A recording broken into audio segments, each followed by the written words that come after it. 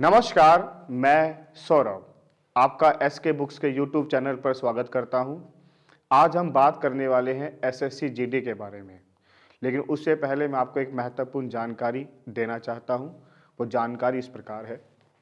Shri Krishna coaching centre private limited की ओर से SSC GD का स्पेशल ऑफलाइन कोचिंग भी शुरू है। इस ऑफलाइन कोचिंग की जो फीस है वो 8,000 रुपये है। 3 महीने या परीक्षा जो भी पहले हो लागू होगी। हॉस्टल फीस 4,000 रुपये प्रति माह अलग से है। तो आपका जो प्रति माह जो हॉस्टल का चार्ज आएगा वो 4,000 रुपये अलग से है। फिर भी अगर आपको इस बैच से रिलेटेड कोई भी समस्या है इस ऑफलाइन कोचिंग को लेकर, तो आप हमसे संपर्क कर सकते हैं 9812015967 पर। तो आइए हम एसएससी जीडी सामान्य ज्ञान के अंतर्गत आज एक महत्वपूर्ण टॉपिक लेकर आए हैं। विजयनगर साम्राज्य, बहमनी साम्राज्य, दक्षिण राज्य से संबंधित कुछ महत्वपूर्ण टॉपिक है, उनके कुछ महत्वपूर्ण प्रश्न है।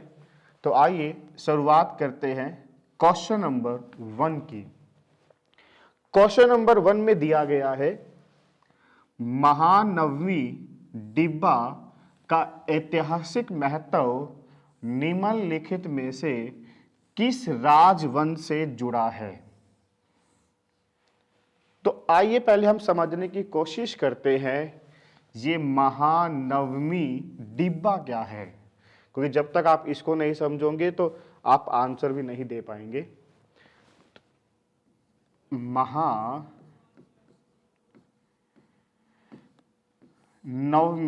डिब्बा,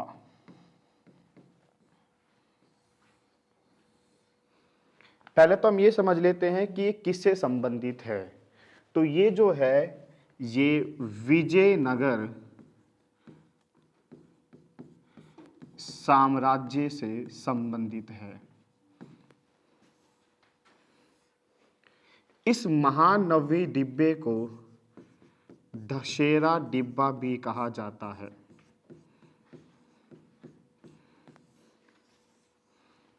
इस महानवमी डिब्बे को ये होता क्या था, तो ये एक मंच होता था। कहा जाता है विजयनगर में जो साम्राज्य था उसमें एक ऊंचाई स्थल पर एक पत्थर का बना मंच होता था, और इस पत्थर के बने हुए मंच पर लकड़ी की एक संरचना थी। क्या थी? लकड़ी की एक संरचना। देखिए, आपको खुद इस पर एक विचार करना है। देखिए कैसे। महानवमी डिब्बा क्या है? विजयनगर साम्राज्य जब था दक्षिण भारत में, तो इस विजयनगर साम्राज्य में पत्थर का बना एक मंच था, बहुत सुंदर मंच बताया जाता है उसे।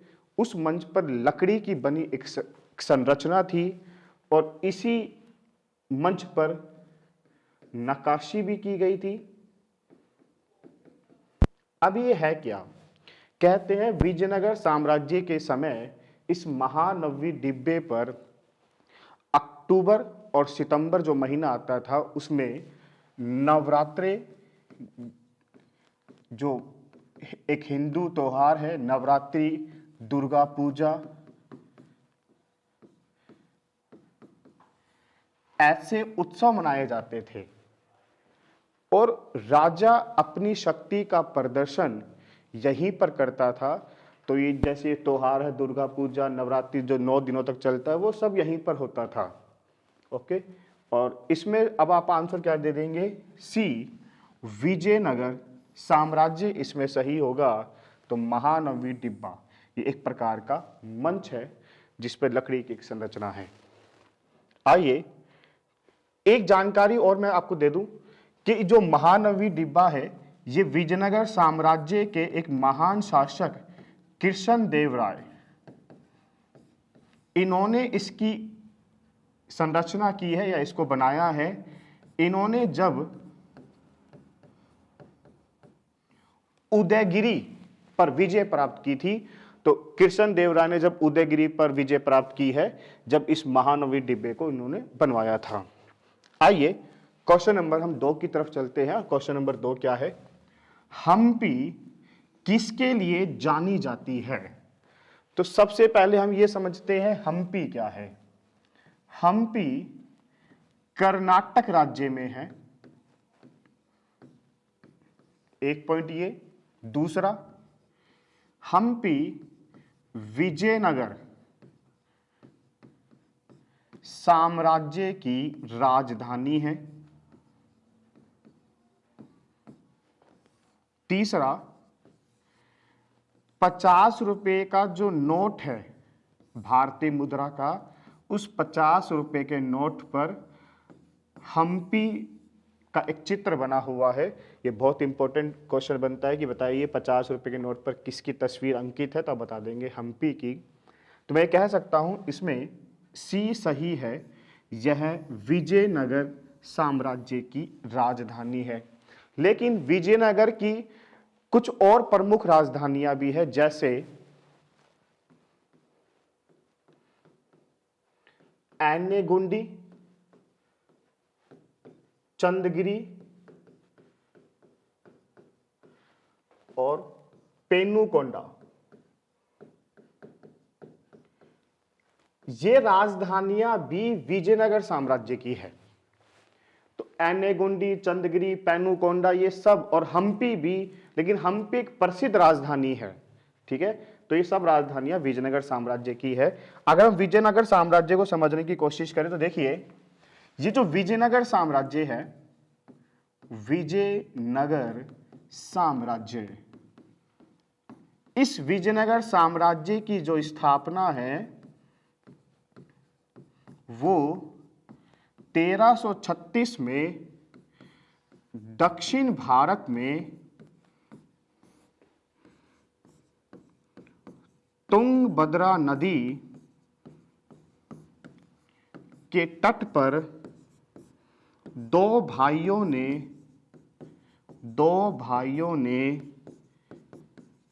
की थी।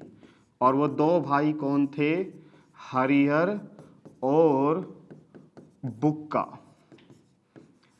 तो देखिए, हरिहर और बुक्का ये दो भाई हैं। इन दोनों भाइयों ने तुंगभद्रा नदी के तट पर दक्षिण भारत में एक हिंदू साम्राज्य जिसका नाम विजयनगर साम्राज्य है, उसकी स्थापना 1336 में की थी। विजयनगर साम्राज्य के जो 4 राजवंश हैं, क्योंकि अक्सर ये पूछा जाता है, बताइए विजयनगर साम्राज्य के 4 प्रमुख राजवंश कौन से थे और उन्हें क्रम में लगाइए। तो देखिए, इस विजयनगर साम्राज्य में सबसे पहले है संगम वंश। ये जो संगम वंश है, ये हरिहर और बुक्का ने ही बनाया था। दूसरा, सालू। तीसरा, तालू। और चौथा है अरावीडू। तो अरावीडू, तालू, सालू और संगम, तो ये 4 प्रमुख राजवंश है। क्रम में लगाने को दे तो आप सबसे पहले बताएंगे संगम, फिर सालू, फिर तालू और फिर अरावीडू। और इस विजयनगर साम्राज्य के जो सबसे महान शासक हैं, सबसे महान शासक, उनका नाम क्या है? कृष्ण देव राय प्रथम, जिनकी एक रचना है उन्मुक्त मालदेयम। कृष्ण देव राय प्रथम बाबर के समकालीन थे। तो ये सारी महत्वपूर्ण जानकारियां हैं, आप स्क्रीनशॉट ले सकते हैं। क्वेश्चन नंबर 3 की तरफ चलते हैं। क्वेश्चन नंबर 3 है, भक्ति संत अंडाल निम्नलिखित में से किस धार्मिक संप्रदाय से संबंधित है? तो आइए समझने की कोशिश करते हैं। देखिए, दक्षिण भारत में जो भक्ति आंदोलन है, हम बात कर रहे हैं दक्षिण भारत में भक्ति आंदोलन की। इसमें दो वर्ग हैं, एक वर्ग है अलवार और एक है नैनार। ये दो प्रमुख वर्ग हैं। अलवार कौन है? जो भगवान विष्णु के भक्त है। नैनार कौन है? जो भगवान शिव के भक्त हैं। और जो अलवार है इसके 12 प्रमुख संत हैं, 12 प्रमुख संत। इन 12 प्रमुख संतों में एक महिला अलवार संत है, एक महिला अलवार संत, जिसका नाम क्या है? अंडाल। दक्षिण भारत में भक्ति आंदोलन के दो वर्ग, अलवार और नैनार। नैनार कौन? जो शिव को पूजते हैं, और जो विष्णु को पूजते हैं वो अलवार संत है, या अलवार संप्रदाय या अलवार वर्ग है। इस अलवार के 12 प्रमुख संत है, उनमें से एक महिला अलवार संत है जिसका नाम अंडाल है। तो देखिए, विष्णु की भक्त है, तो मैं कह सकता हूं ये वैष्णववाद से संबंधित है, इसलिए इसमें ए सही होगा। आप स्क्रीनशॉट ले लीजिए, बहुत महत्वपूर्ण जानकारियां है नैनार और अलवार के बारे में। क्वेश्चन नंबर 4 देखिए, श्री पेरम्बुटूर या इसे पेरम्बुदूर भी कह देते हैं, किसका जन्म स्थल है? यहां जन्म स्थल पूछा गया है और यह क्वेश्चन एसएससी एमटीएस 2014 में पूछा गया है। और इसमें जो आंसर आ जाएगा वो है डी, श्री रामानुजाचार्य। तो इसमें डी सही है। तो जो इनका जन्म है वो कहां हुआ है? श्री पेरम्बुटूर। तो श्री पेरम्बुटूर में इनका जन्म हुआ है। देखिए, श्री पेरम्बुटूर जो है ये तमिलनाडु में स्थित है। कहां है? तमिलनाडु। और पेरम्बुटूर दो प्रमुख जानकारियों के लिए प्रसिद्ध है। देखिए, एक जानकारी मैंने आपको भी बताई है कि श्री रामानुजाचार्य का जन्म हुआ है। इसके अलावा यहां पर एक घटना और घटी थी, जो भारत के प्रधानमंत्री रह चुके हैं श्री राजीव गांधी, जो भारत के सबसे युवा प्रधानमंत्री थे। Rajiv Gandhi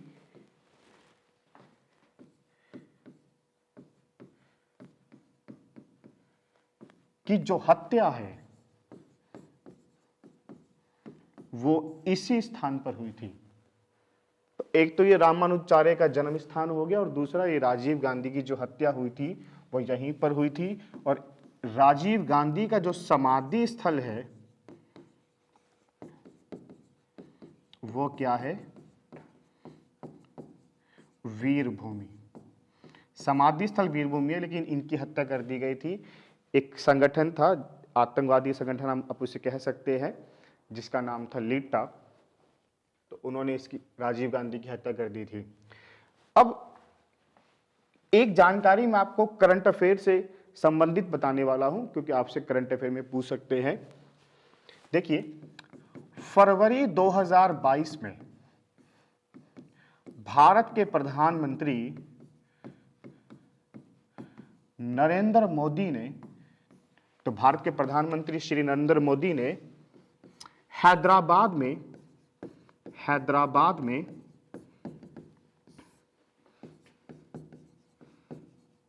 statue of equality इसका अनावरण किया था।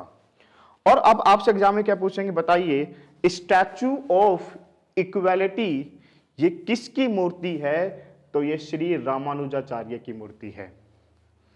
तो श्री रामानुजाचार्य की जो मूर्ति है, स्टैच्यू ऑफ इक्वालिटी, इसका अनावरण हैदराबाद में भारत के प्रधानमंत्री श्री नरेंद्र मोदी ने फरवरी 2022 में किया है। तो इस प्रकार स्टैचू ऑफ इक्वलिटी ये रामानुजाचार्य की है और जबकि स्टैचू ऑफ यूनिटी वो सरदार वल्लभ भाई पटेल की है। ये कितनी, इसकी हाइट कितनी है? तो 216 फीट इसकी हाइट है। ये जो स्टैचू ऑफ इक्वलिटी है ये मेड इन चाइना है, तो मेड इन चाइना है। इसके अलावा अगर हम देखें तो श्री जो रामानुजाचार्य है इनका जो प्रारंभिक नाम है, प्रारंभिक नाम वो नाम क्या है? लक्ष्मण। तो श्री रामानुजाचार्य का प्रारंभिक नाम लक्ष्मण है।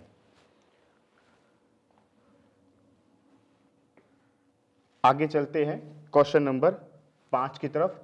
सूफी परंपराओं के संदर्भ में खानका शब्द का एक अर्थ है। तो इसमें हम सीधा आंसर करते हैं, इसमें आ जाएगा सी, एक धर्मशाला। तो इसमें सी सही है। क्वेश्चन नंबर 6 देखिए, निम्नलिखित में से किसने जयपुर शहर की स्थापना की थी? तो जयपुर शहर की स्थापना की है महाराजा सवाई जयसिंह द्वितीय ने। तो इसमें महाराजा सवाई जयसिंह द्वितीय सही होगा। अगर हम इनके बारे में कुछ जानकारी प्राप्त करें तो देखिए वो इस प्रकार से है। एक,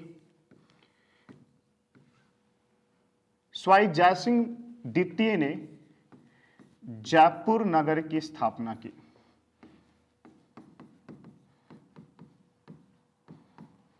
जयपुर जिसे हम पिंक सिटी, गुलाबी शहर के नाम से जानते हैं, भारत का पेरिस भी जयपुर कहा जाता है।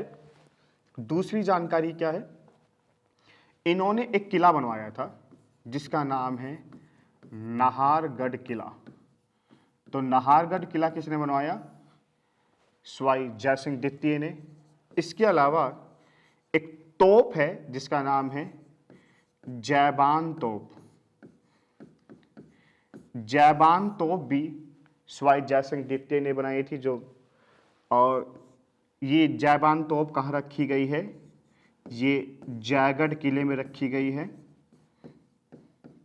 तो जयगढ़ किले में रखी जैबान तोप, कहा जाता है जैबान तोप दुनिया की सबसे बड़ी तोपों में से एक है। और जैबान तोप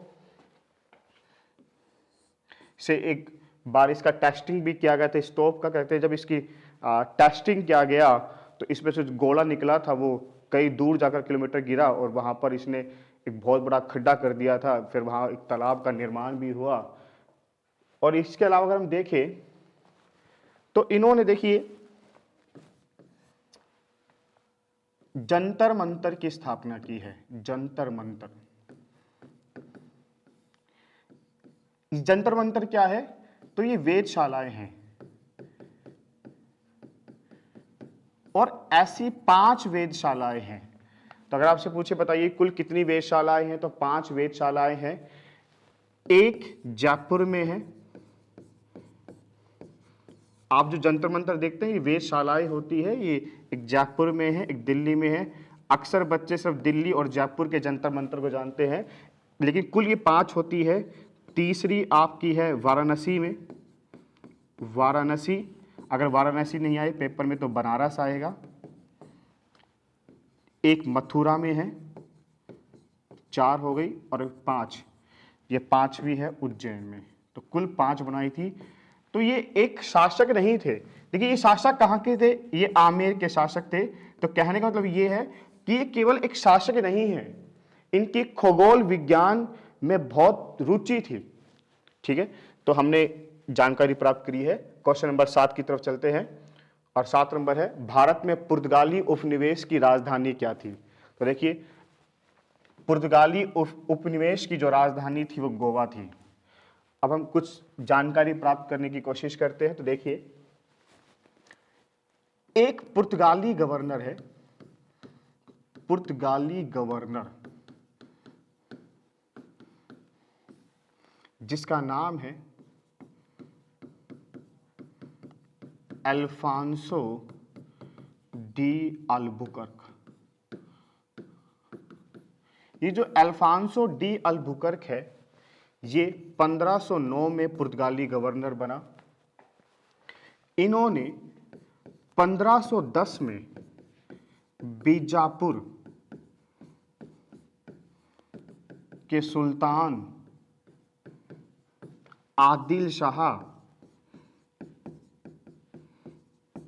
से गोवा को जीता।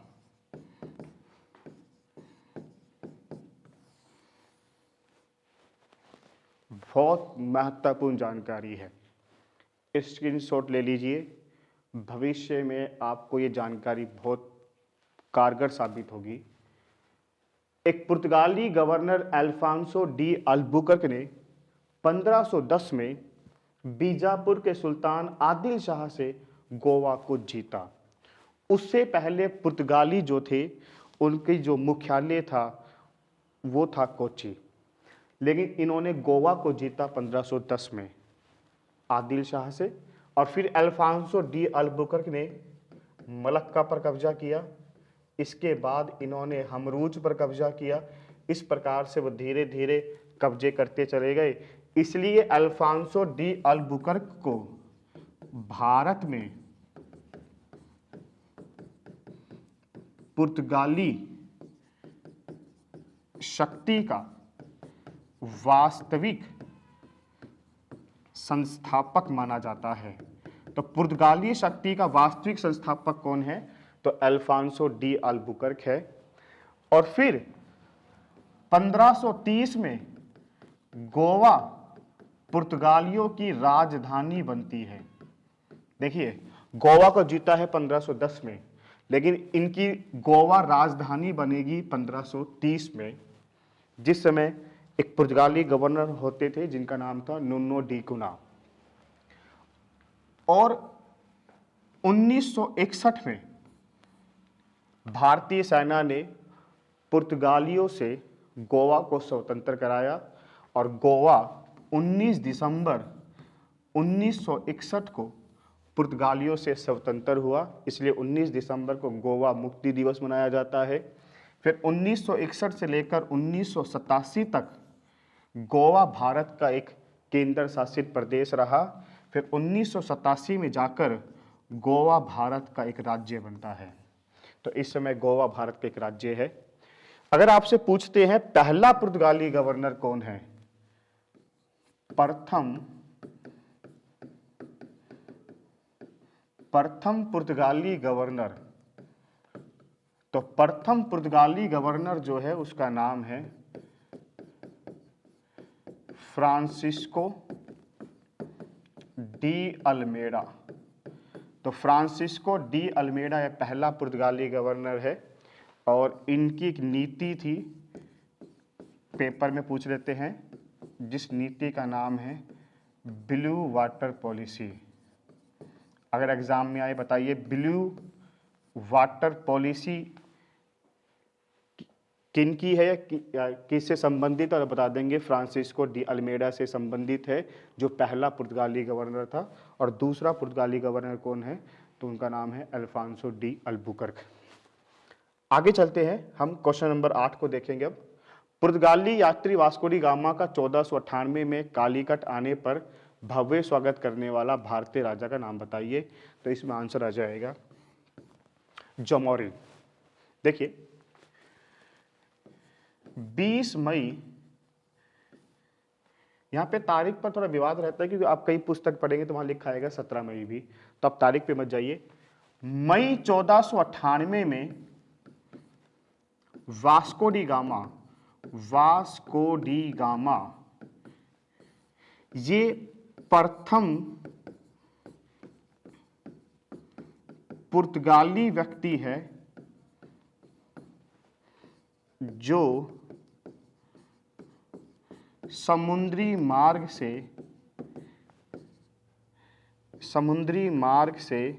भारत आया। अगर आपसे पूछते हैं समुद्री मार्ग से आने वाला पहला पुर्तगाली व्यक्ति, तो भारत जो आया उसका नाम है Vasco D gamma. Vasco D gamma 20 मई 1498 को आए थे। कई बुकों में 17 मई 1498 भी लिखा होता है। और वास्को डी गामा जिस जहाज में आए थे उसका नाम था साउ गैब्रियल। और जब ये केरल, यहाँ केरल में एक स्थान है जिसका नाम है कालीकट, ये केरल में कहाँ उतरे थे, तो केरल में कालीकट में उतरे। और उस समय जो केरल के शासक थे, केरल के शासक, उनका नाम है जमोरी। तो जमोरी ने इनका स्वागत किया था। और जिस समय वास्को डी गामा भारत आए हैं, उस समय दिल्ली का सुल्तान या दिल्ली की गद्दी पर बैठे हुए थे सिकंदर लोदी। और जो विजयनगर साम्राज्य अभी आपने जो पढ़ा है, विजयनगर साम्राज्य 1336 में बनता है, दक्षिण भारत में एक हिंदू साम्राज्य। तो उस समय दिल्ली का सुल्तान दिल्ली की गद्दी पर बैठा हुआ था मोहम्मद बिन तुगलक, और इस समय जो बैठा हुआ है उसका नाम है सिकंदर लोदी, जिसने आगरा नगर की स्थापना की थी। तो ये पहला पुर्तगाली व्यक्ति है जो समुद्री मार्ग से भारत आया। इनके बाद पेड्रो अल्ब्रेज। पेड्रो अल्ब्रेज ये दूसरा पुर्तगाली व्यक्ति है जो भारत आया था। इसी पेड्रो अल्ब्रेज ने ब्राजील की खोज की थी। तो अगर आपसे पूछे बताइए दूसरा पुर्तगाली व्यक्ति जो भारत आया उसका नाम है पेड्रो अल्ब्रेज। आगे चलते हैं, क्वेश्चन नंबर 9 देखिए, ब्रिटिश ईस्ट इंडिया कंपनी की स्थापना कब हुई? तो इसमें आंसर आ जाएगा बी 1600 में, 1600 AD। हिंदी में हम कह देंगे 1600 ईस्वी। 1600 ईस्वी में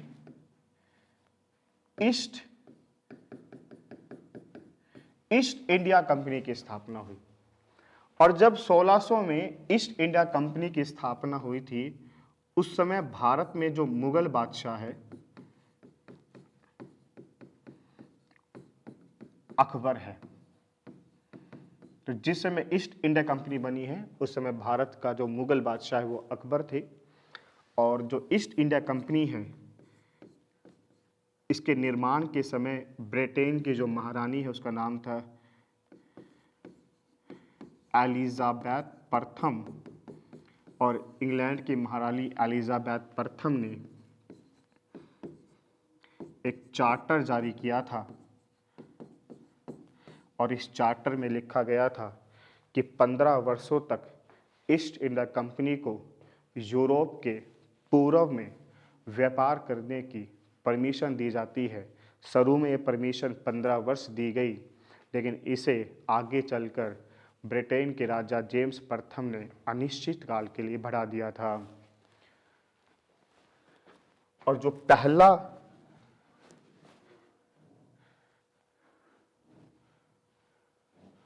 पहला या मैं कह दूं प्रथम अंग्रेजी व्यक्ति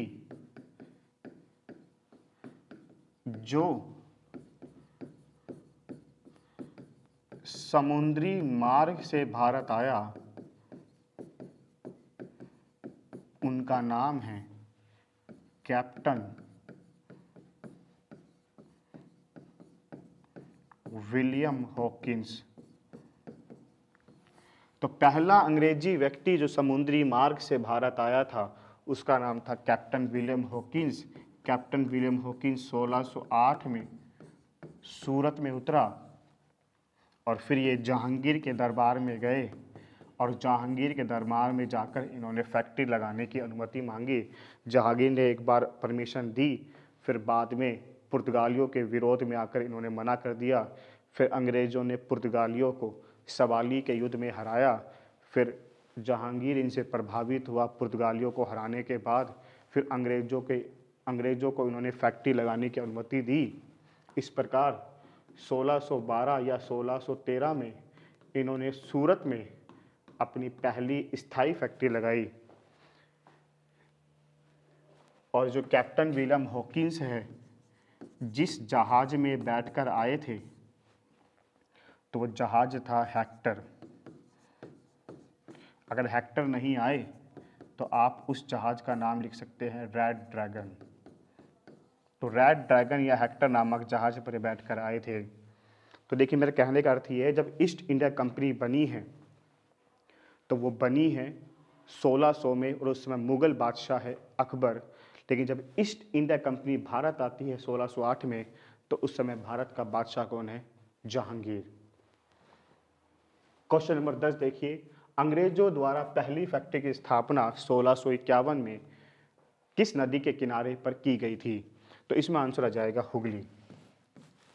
तो अंग्रेजों ने 1651 में बंगाल में अपनी पहली फैक्ट्री लगाई, और बंगाल में अपनी पहली फैक्ट्री 1651 में किस नदी के किनारे लगाई थी?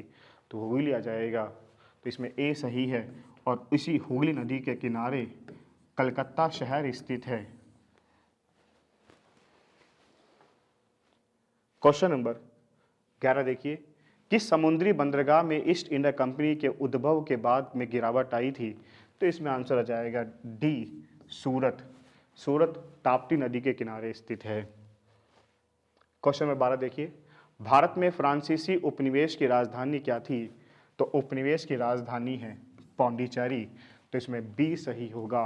मतलब मैं ये कह सकता हूँ कि जो ये पांडिचेरी है, जिसे आप अब पुडुचेरी के नाम से जानते हैं, इस पौंडीचेरी बस्ती जो थी, इस पौंडीचेरी बस्ती की स्थापना फ्रांसीसियों ने की थी। और वो फ्रांसीसी कौन था? तो उसका नाम है मार्टिन। तो एक फ्रांसीसी व्यक्ति है जिसका नाम मार्टिन है। इसी मार्टिन ने एक बस्ती की स्थापना की थी जो पौंडीचेरी या पुडुचेरी के नाम से जानी जाती है। तो पौंडीचेरी एक प्रकार से ये फ्रांसीसियों की एक बस्ती थी। चंदगिरी भी एक फ्रांसीसियों की बस्ती थी। अगर हम वर्तमान में पौंडीचेरी की जानकारी प्राप्त करें तो देखिए, ये जो पौंडीचेरी है,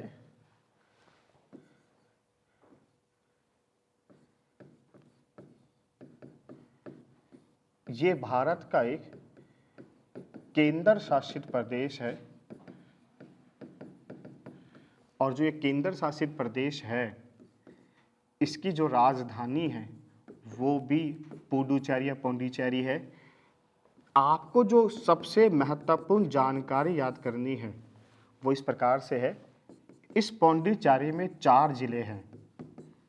जैसे एक तो खुद पौंडीचेरी है, दूसरा कराईकल, तीसरा यमन, और चौथा माहे। मैं आपको एक बहुत महत्वपूर्ण जानकारी बताने जा रहा हूँ। देखिए, इसके 4 जिले हैं, पौंडीचेरी, कराईकल, यमन और माहे। पौंडीचेरी और कराईकल ये 2 तमिलनाडु में हैं। यमन आंध्र प्रदेश में है, आंध्र प्रदेश, और माहे ये केरल में है। देखिए 4 जिले हैं पौंडीचेरी के, और ये 4 जिले 3 राज्यों में फैले हैं। 2 तमिलनाडु में है, यमन आंध्र प्रदेश में है, माहे केरल में है।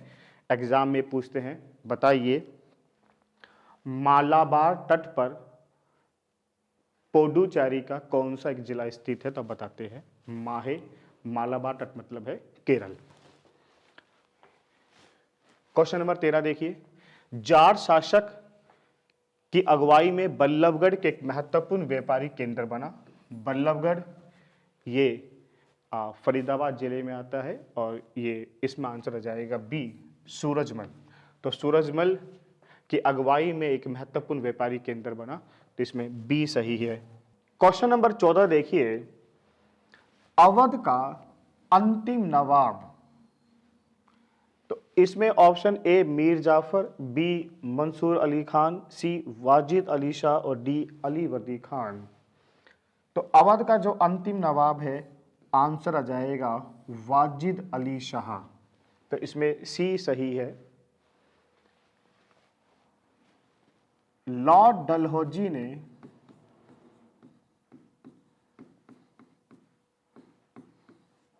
1856 में अवध पर कुशासन का आरोप लगाकर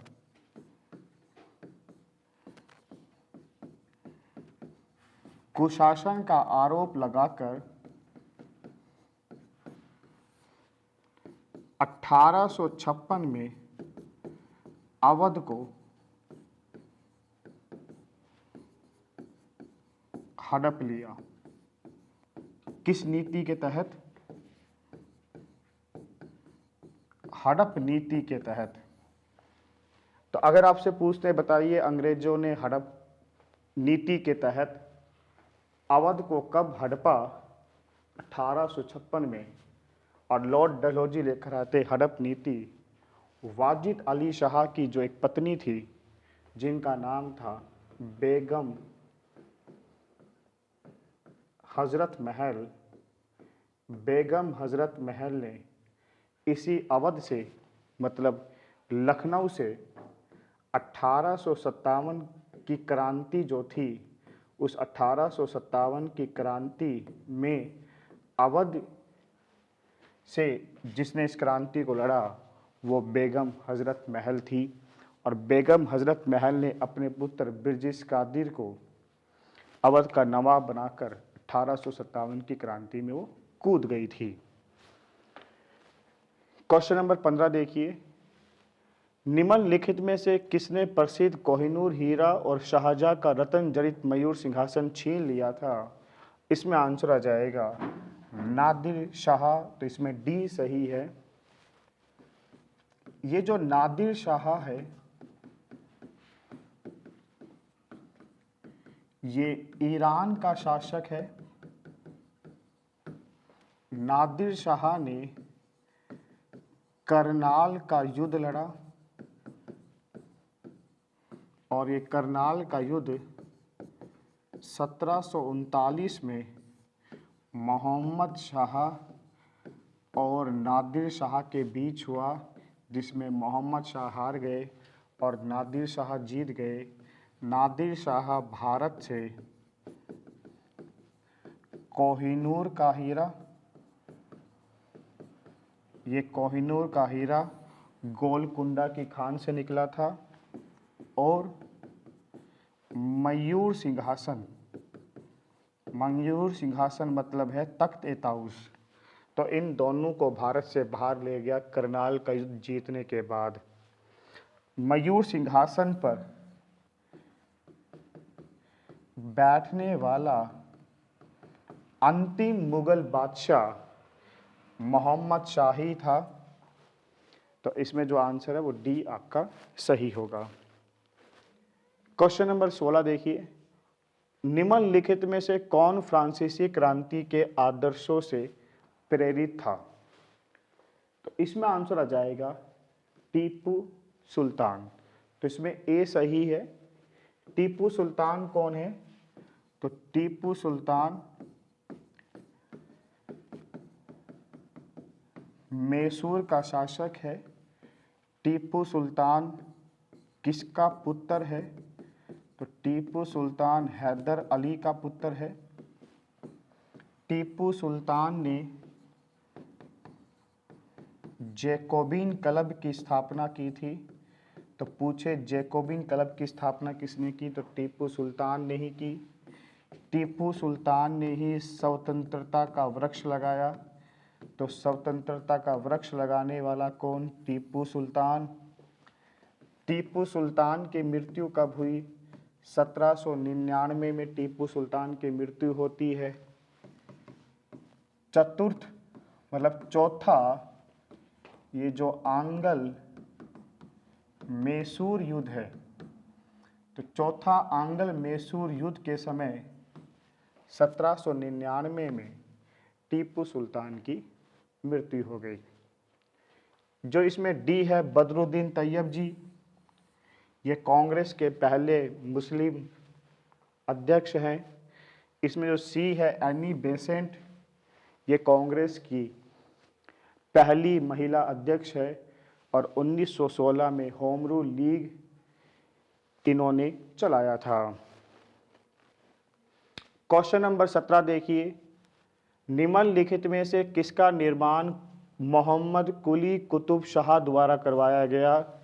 तो इसमें आंसर आ जाएगा बी चार मीनार का निर्माण मोहम्मद कुली कुतुब शाह द्वारा करवाया गया था। ये जो चार मीनार है ये हैदराबाद में है, मूसी नदी के तट पर स्थित है।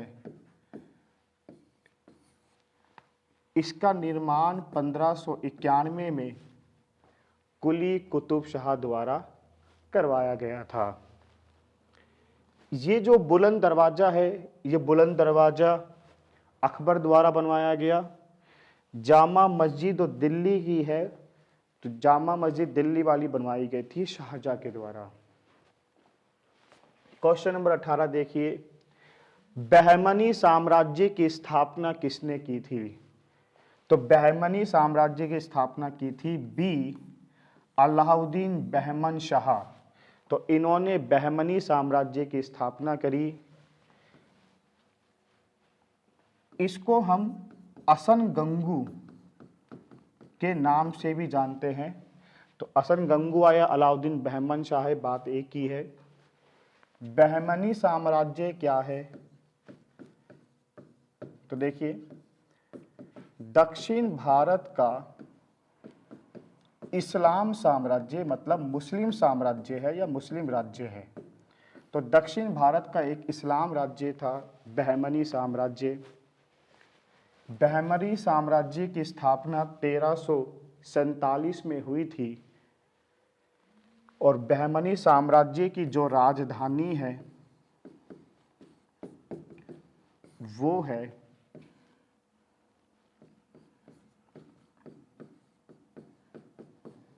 गुलबर्गा। क्वेश्चन नंबर 19 देखिए, गोलकुंडा किले निम्नलिखित में से किस राजवंश के शासनकाल के दौरान बनाया गया था? इसमें आंसर आ जाएगा बी काकतीय। तो काकतीय वंश द्वारा बनाया गया गोलकुंडा का किला। काकतीय वंश 12वीं शताब्दी में स्थापित हुआ था। ये भी दक्षिण भारत का ही एक राजवंश है और इसकी स्थापना 12वीं शताब्दी में हुई थी। इसकी जो राजधानी है वो राजधानी है वारंगल। क्वेश्चन नंबर 20 देखिए, विजयनगर साम्राज्य और दक्षिण सल्तनत के बीच तालीकोटा का युद्ध किस वर्ष लड़ा गया? इसमें आंसर आ जाएगा डी 1565 में। देखिए, विजयनगर साम्राज्य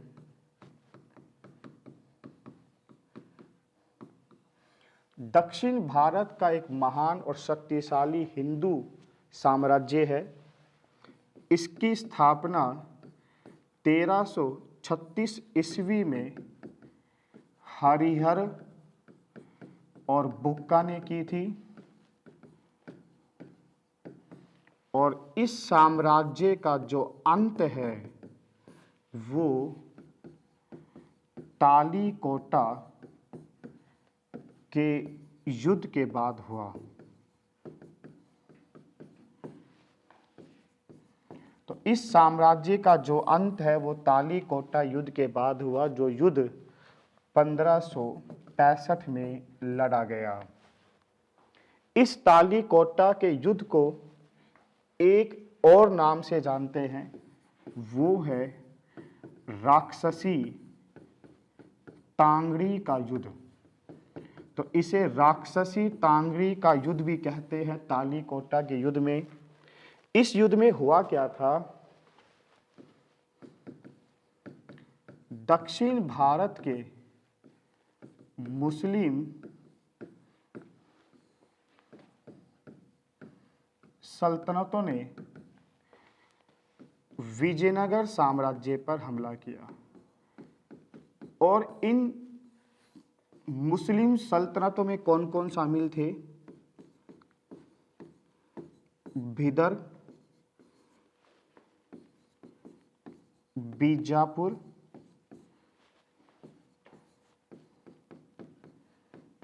गोलकुंडा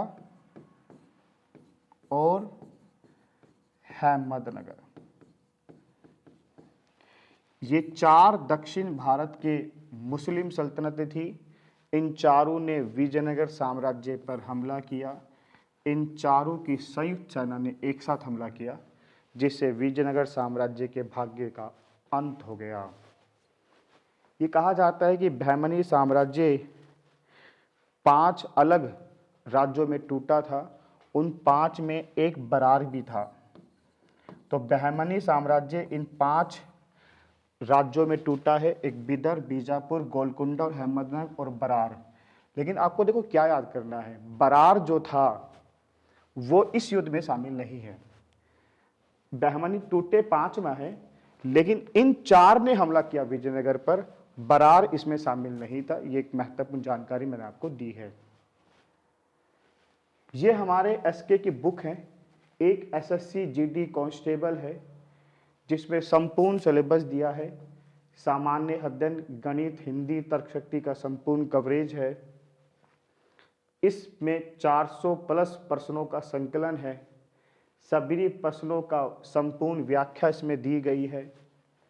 एक हमारे पास गत वर्षों के पेपरों का सेट है, SSC GD constable, CRPF, BSF, SSB, CISF, ITBP व असम राइफल 2011 से लेकर 2023 तक के जो पेपर हैं वो इनमें दिए गए हैं।